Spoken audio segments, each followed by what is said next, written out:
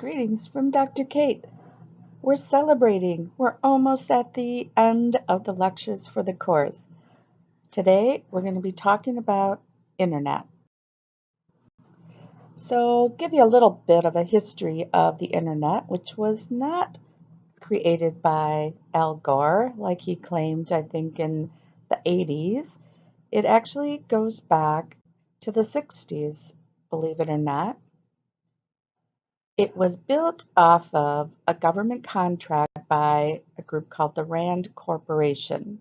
And the idea was, how can we control missiles if we are under a nuclear attack? A group called Advanced Research Projects Agency Network in 1972 was the first to be able to link together computers, which was, a super advanced thing at that point in time.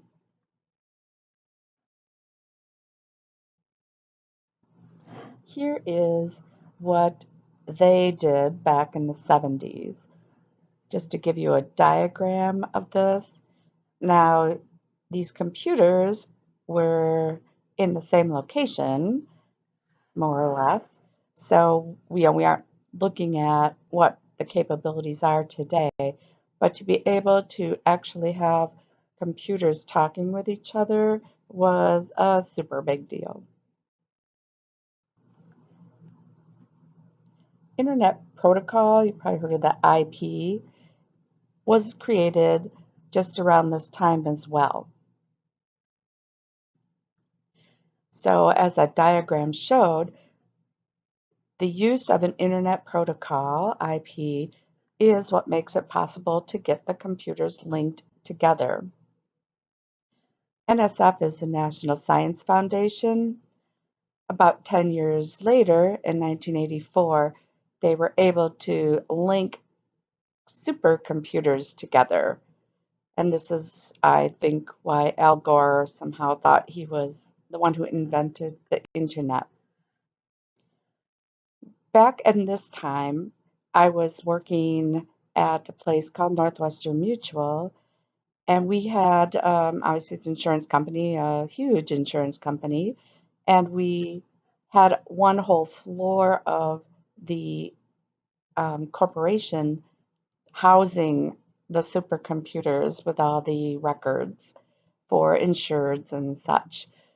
I used to give tours, and we'd go to that floor, and you had to have special permission to go to this floor. It wasn't one that would stop normally. And the floor was very temperature controlled because these massive computers would become extremely warm, so you had to make sure you were controlling the temperature. So think about how you're holding in your hand computers with your smartphones that can do more than what these computers were doing back in the day. Using text and graphics and all of that was possible by 1980, things that we just routinely do. Around this time, maybe shortly after, I remember going to different kinds of workshops that would show you things like, wow, you can change the font. It was like amazing kinds of stuff. And we were here now changing from screens that were just black with an amber usually or a green text on them to pulling up a document and it looks like what it is that you want it to look like. You can tell and you can change things around. You can make columns. This is all crazy new stuff. And then this leads to the World Wide Web.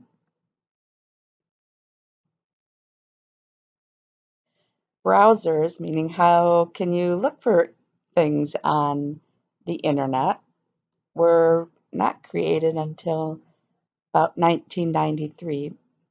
And there used to be a whole bunch of them to choose from that would pop up, including Google. I remember when Dogpile it was called, and and others as well. But as you know, Google is kind of big daddy of this. Now, quickly, once we got the internet up and running, folks figured out, hey, let's use this for research instead of our typical phone surveys and paper pen type walking around. Those methods take time and cost a lot of money. And I'm talking here about the standard research methods. And many people can't afford to hire folks to make phone calls for them or other kinds of means because you have to not only design it, which you have to do regardless, but the copying costs and if you're going to mail them out or pay people to stand around and with clipboards asking people, analyzing the data, which became much simpler as time went on. But in these days of the kind of the start of the internet, these were the kind of trade-offs. Do we want to use the internet for research? Do we not? And again, note that the start or origins of the internet was academia. So, as academics like to do research, that's kind of part of our gig, so to speak. We want to use it for research purposes. And as many things do, research via the internet then went into the non-academic world pretty quickly, like market researchers and really anybody who felt like it. Why? Because it's easy and cheap and fast, especially if you're not in academia.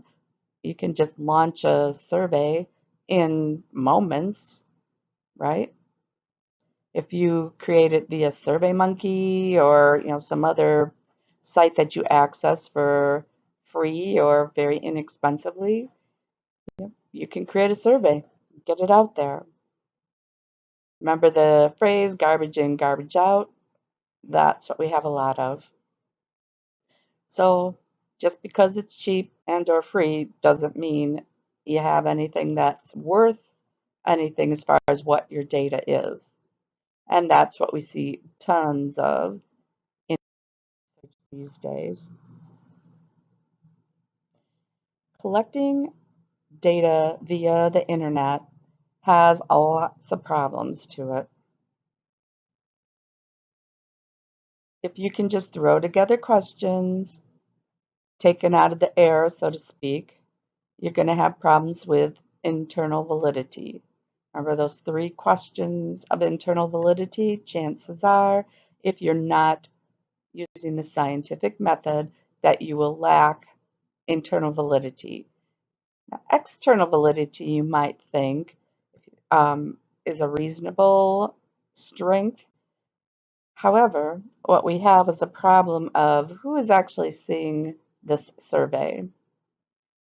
Is it really a random sample, or are you just throwing it out there, like for companies on your website, and seeing who wants to take it? And we'll talk about strengths and weaknesses of the internet and how that's a definite weakness. Reliability, meaning are you going to get the same results over and over again? Well, unlikely, unless you control the situation. And again, we all can create survey instruments, but do we all know what we're doing? Of course not. Even in our small group attempts that we did this semester, it doesn't mean that the questions are constructed well, despite our best efforts of editing, and we probably put more time into it than most folks would to create the survey that you did via Qualtrics. So in my opinion, Just because we have more research data doesn't mean we have good data or better data. I think more data equals actually more bad research. So how do folks get people to take their surveys? Well, you might be on a mailing list. How do you get on a list?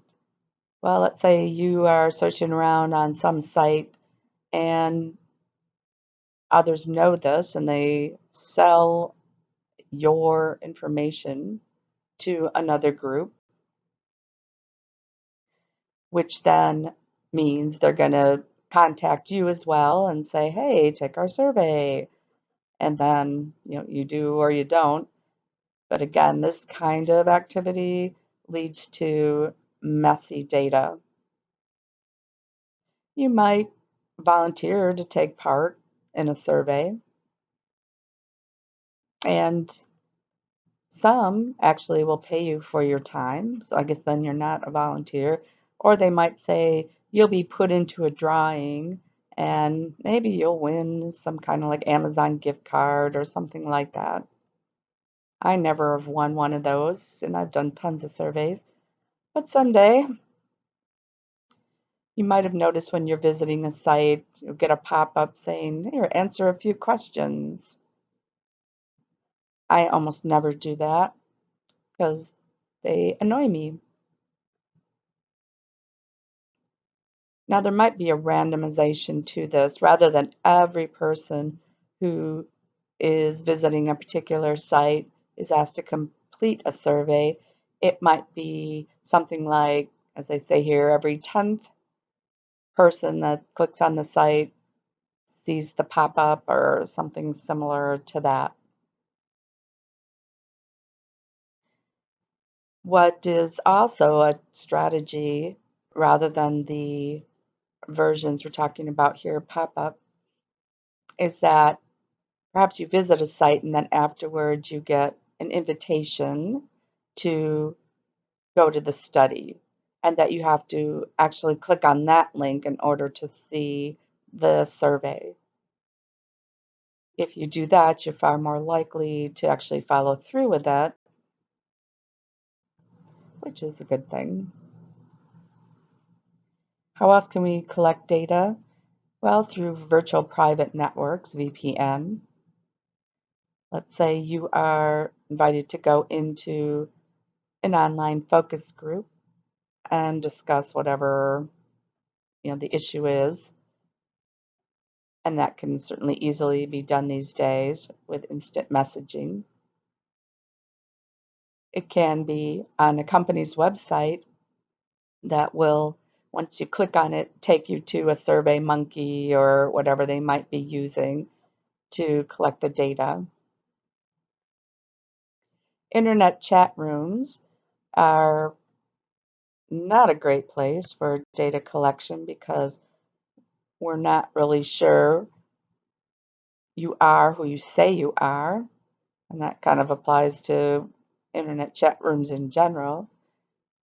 There isn't control over who is in and out of the chat rooms, so the data that you collect through that means is something you should be really cautious about. Although I've seen plenty of academics presenting their data that they collected this way, I probably would be far less likely to want to do this kind of survey or data collection. I guess I wouldn't trust it.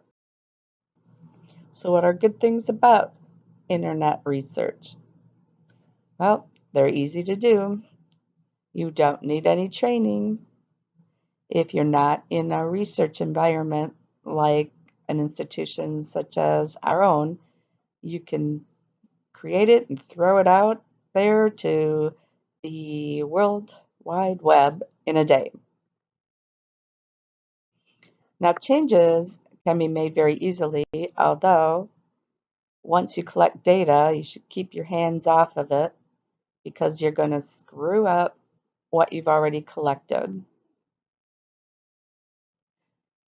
You can do a Survey Monkey and gather X number of surveys for little to no cost. Once you exceed a certain number, and it depends, what it is, as I've looked at SurveyMonkey these days, you'll get charged a minimal fee. Now, we have done Qualtrics because we have a license for that.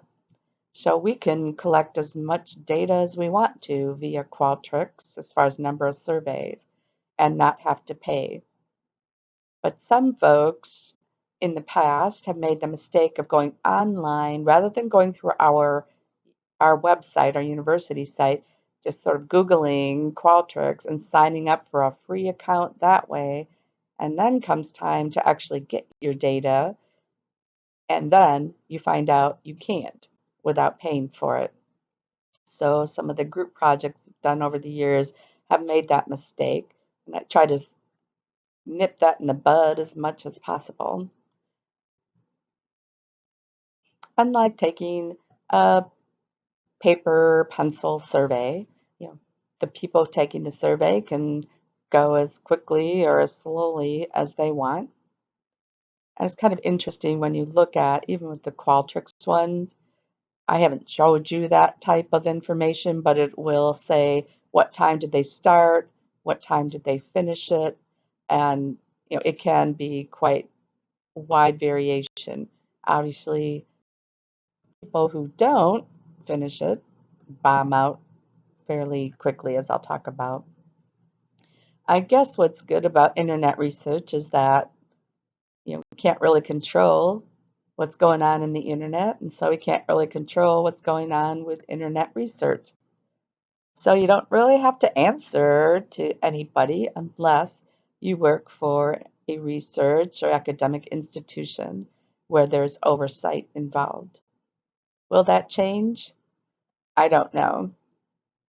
It's so massive. How do we rein it in? You can get your data so fast. You can even watch your data come in, which is pretty interesting as well. I worked for something called Voter News Service starting in the year 2000 with the hanging Chad election. If y'all remember that, or from your history books, I suppose at this point where the election wasn't decided because of some problems with gathering data. And so I was sitting there in New York City in the World Trade Center, Tower number 2, for a week in New York as we got trained and then to analyze data as it was coming in on election night for the networks. And it was kind of interesting to watch the data updating constantly. I was running the state of Wisconsin, which was no picnic, but it was better than Florida where all the problems were. They're so flexible to do this style of research because you can ask any and all types of questions. You can say, here, look at this image or watch this ad and get quick information from it.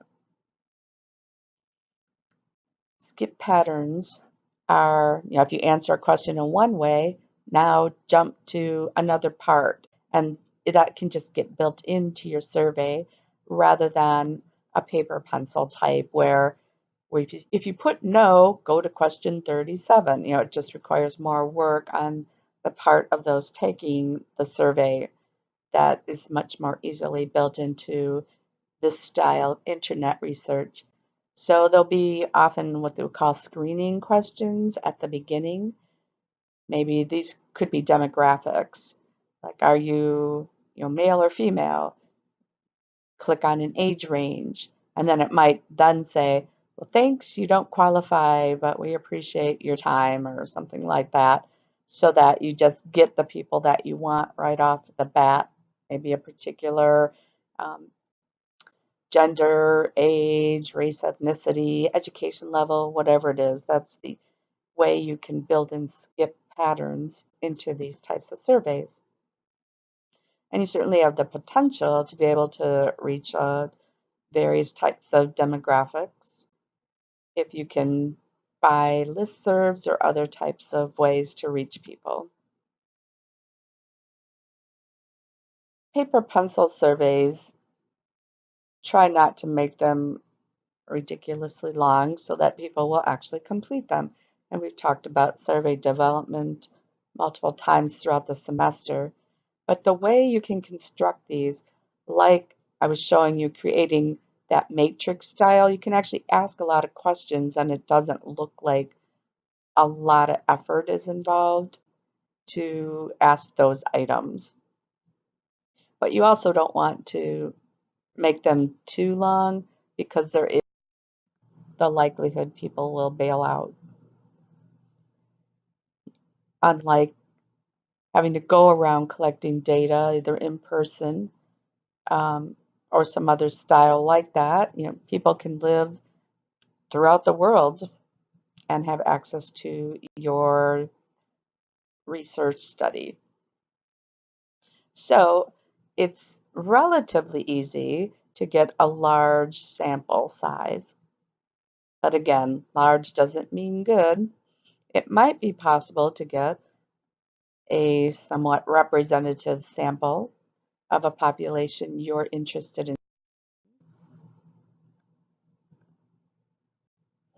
And there are people, incidentally, who like to just take surveys. I was part of doing this as well, supposedly getting paid for my time, but it was kind of a bit of a scam because it just turned into, instead of actual money, this money I supposedly earned then allowed me to buy certificates, and I had to pay more for them than what they were worth, like for Starbucks and things like that. So I kind of got out of that game after a while. But there's definitely people that, if you have time on your hands, you can search around online just for that kind of a thing, and you can hook yourself up that way if you so desire. Now, longitudinal means you're going to take measures of people over time. One problem with this, just in research in general, is that attrition rate, meaning how many people leave your study. Well, having it done via the internet, the data collection makes it a lot easier for people to just disappear. Unlike if you're meeting with them face to face or have some kind of actual human contact. We have no idea how much deception is done. Other people taking the survey, you're saying you're someone you're not. Sometimes I just do that for kicks. I don't know why. When I'm filling out a survey, I'll pretend I'm a different age group or education level or something like that. Why? I don't know. Just 'cause. And the people who create the survey, this is some data that you might be interested in for daily active users of Facebook and how it's gone up and up and up into the billions actually right now. And I thought you might be interested in some Facebook statistics. So we've got over 2 billion users of Facebook, and MAU is monthly active users. So while there's 2.27 billion, at least at last data collection, there are over 1 billion people using it daily via their mobile devices.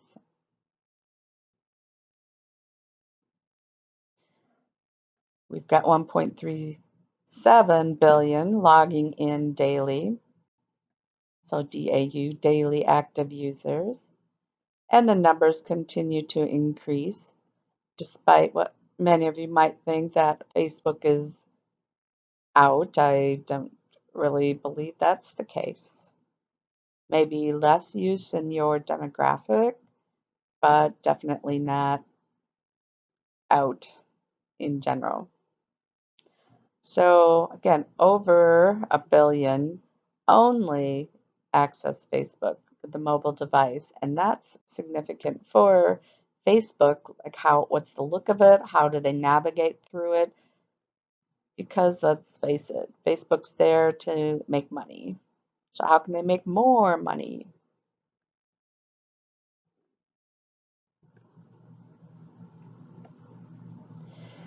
We've got in December of 2017, there were, this is monthly now, mobile active users. This doesn't necessarily mean daily, so I'm just trying to give you a sense of the massiveness of Facebook. Like and share buttons lead to, and this, it's hard to really even keep track, and these numbers are, I'm sure, are larger because we're collecting at a earlier point in time, but 10 million website click-throughs daily. Europe, just Europe, over 300 million, and 6 new profiles created every second. 500,000 new users every day. Just the heaviest users are in the 25 to 34 age range, about 30%. The most frequented time of use is between 1 and 3 p.m. in the middle of the week, and Thursday and Fridays in the evenings in particular, it goes up.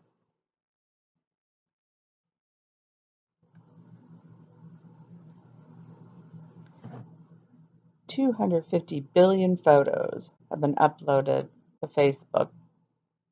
And again, the data I have is a little behind the actuality. But look at that, uploads, amazing. The facial recognition that is part of Facebook is said to be better than the FBI. Average time spent per visit is 20 minutes. Personally, when I'm on it, I think my average would have to be 2 minutes at best. Saying in 1 minute's time on Facebook, about 500,000 comments, etc., etc. What's happening in 1 minute at a time? That's crazy. According to the Social Skinny, your demographic, the college age group, half when they wake up go on Facebook as part of their ritual.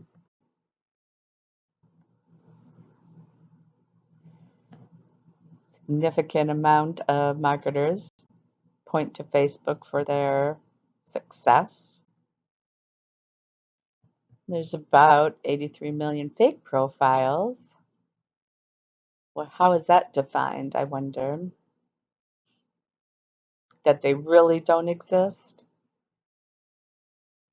You hear a lot about the catfishing.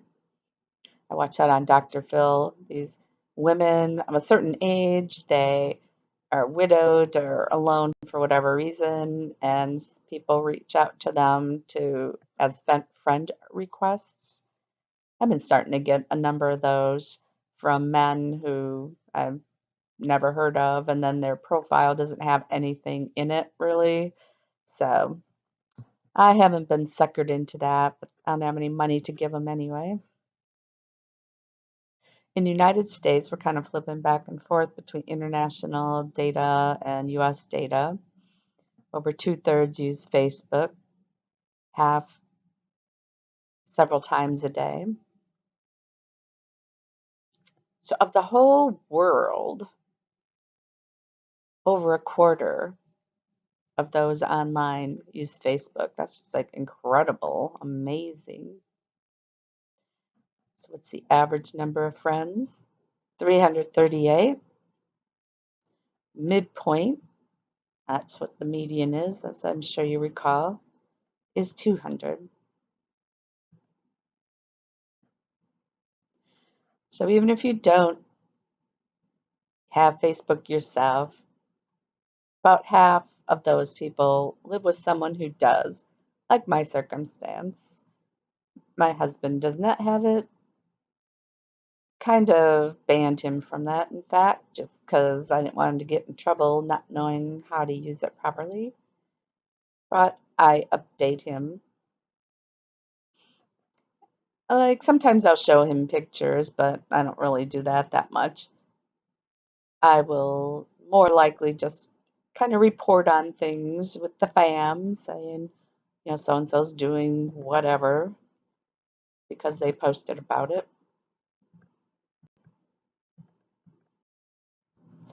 So that was just a little interlude about Facebook for your information. Now let's just quickly talk about the disadvantages of the internet. Now, while private firms might not care about the fact you can't control who's looking at it, who's taking surveys, and so on, it's a definite disadvantage in the research world because you really can't control much of anything, if anything, about what happens once you put a survey link out. You can't really measure the external validity of your sample. Oh, and I should say, to go back to that first point, in the research that we do, let's say via Qualtrics, you can send out a link that was just meant to one person. So let's say I did a study and I wanted to send it out to the undergraduate population at the university. I could set it up so that each person gets their own unique hyperlink rather than as we did it where we just had the one link for your projects and we just posted it in various places and said, hey, take the survey. So that's where you lose the control.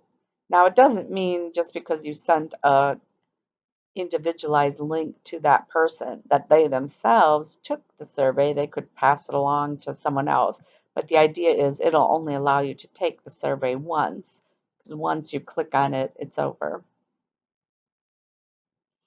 Of course, a lot of people refuse or just don't even know you've asked them to participate.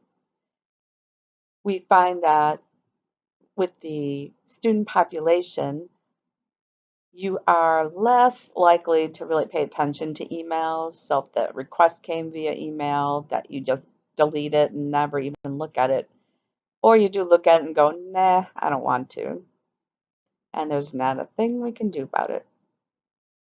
Like I mentioned, we can't really tell who filled out the survey. I mean, there's some information that comes across through when I look at the data that from Qualtrics. There's IP addresses and other kinds of things, but not really who takes the survey.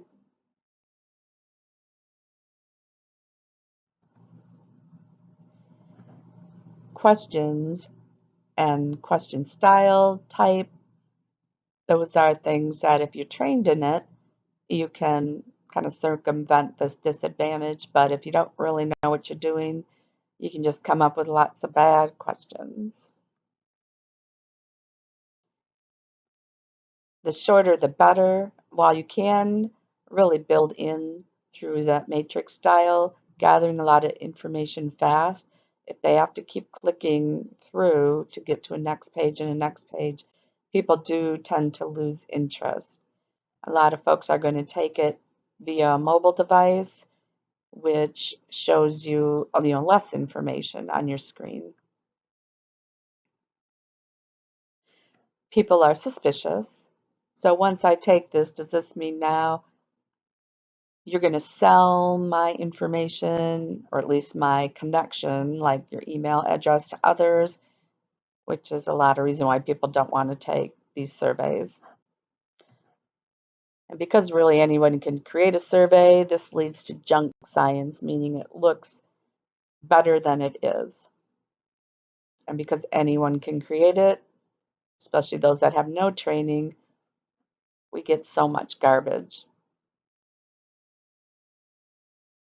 People want to get some kind of a payoff or potential payoff for their time. So that's where you'll see if you want your name entered into a drawing, like at the end of taking the survey, you have to click to a link that's going to then ask you for your name and contact information in case you're the lucky winner. Or it might say, hey, click to your PayPal account or something along those lines, or we'll put the money in. And that leads to a lot of mistrust, distrust by people, myself included. It's like, who are you? Why would I give you that kind of information? What are you going to do? Drain my account or something along those lines? Which does happen, unfortunately. A big question is, can people really consent to be part of your study? Can you get real informed consent? Which is normally with a paper pencil type survey, a document that has to be read through and agreed to. Now, instead of that, what you would have is either, let's say you send out a kind of feeler email and you have the informed consent as part of that text of that email. And if you agree to this, now click on this link, and then it will take you to the survey itself. At the university, if we're doing internet research, we have to include special wording that's going to be talking about the possibility of the data getting hacked and somehow losing this anonymity because of folks that are able to circumvent that type of stuff. So a little bit of a warning for those who might want to take part in a survey that I'm offering. Is the risk minimal? Yes. Is it there? Yes, it is. You probably have heard of stories of accidentally data getting released somehow, and that might be because they're hacked or maybe just carelessness on the part of someone involved in the collection of data. I remember back some years ago that Florida was collecting, like all states have to, data on those who are HIV positive and somehow accidentally sent that list of names out. And once it's out, yikes. It went through via email to a whole bunch of people. And then, of course, right after that, an email went out saying, oh, don't look at that. Please delete that email. Well, tough. It's already out and big problem. Breach of confidentiality. A few years back, I did a survey. We called it DASH, Dating, Aggression, Stalking, and Harassment, thinking people might assume DASH means that it's going to be fast, which it wasn't. It was actually quite a long survey. Now, just by the acronym, you can see it was asking questions of a very sensitive nature, and it was an online survey. We were told that we would have to go through a full board review, which means the institutional review board on campus, we couldn't just like send it in and almost get like a rubber stamp approval. Instead, we had to meet, the other researcher and I, with the board on campus and explain, why is this a needed survey? How are you going to protect these people if they're admitting to some kind of violence, interpersonal violence, or they're going to give you information about having been assaulted and that type of thing? How is their identity going to be protected? And if this stirs up uncomfortable feelings for the individuals taking it, how is that going to be addressed? Because this was more than a minimal risk type of survey where I might just be asking about how many times do you go on social media every day? It's very low risk. this was a much higher risk. So we did get the survey conducted, but again, it's for the protection of the people potentially taking the survey. We don't want to harm people, and we want to gather the data though because it's useful. But again, you have to weigh usefulness of data and potential harm. So once folks were able to agree, voluntarily, of course, this would be the first thing that came up, assuming you were taking it with a mobile device. That little warning, um, that's part of it. I'm not going to give you the whole informed consent, is going to be things that are explained to the individual, at least they're reading it, and then ultimately clicking to agree or not agree to take part in the survey. So that's internet research in a nutshell. Have a great day.